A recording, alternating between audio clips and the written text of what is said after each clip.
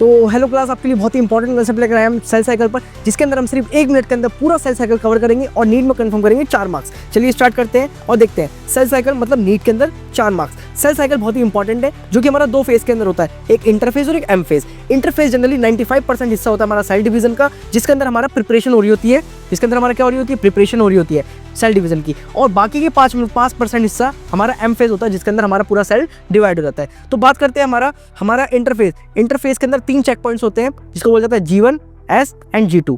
G1 phase के अंदर क्या होता है, सिंपली देखते हैं। G1 phase check point 1 cell की ग्रोथ होती है, मेटाबॉलिकली सेल एक्टिव होता है। एनसीईआरटी की बहुत इंपॉर्टेंट लाइन है, ध्यान रखना ये बात, ठीक है।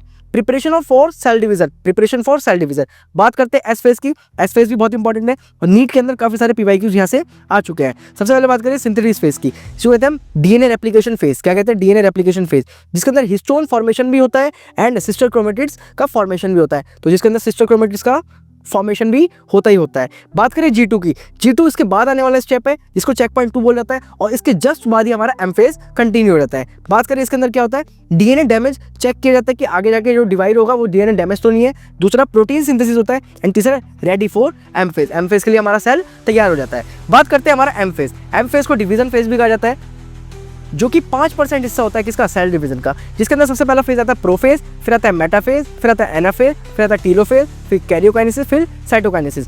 कैरियोकाइनेसिस होता है जब न्यूक्लियस के बीच का डिवीजन होता है, साइटोकाइनेसिस होता है जब साइटोप्लाज्म के बीच का डिवीजन होता है। देन आता है हमारा एक और फेज, जिसको कहते हैं हम एम फेज का पार्ट, जो कि हमारा कौन सा होता है, G0 फेज। बात करें इसको कहते हैं क्वोशिएंट फेज। क्या कहते हैं, क्वोशिएंट फेज, जिसके अंदर सेल जो है इनएक्टिव होता है डिवीजन के लिए। ये वो फेज होता है जिसके अंदर सेल डिवाइड नहीं होता, बट वो मेटाबॉलिकली एक्टिव होता है। इसका सबसे बेस्ट एग्जांपल है हमारा stem cell, cardiac cell and fibroblast. These are the examples. Thank you.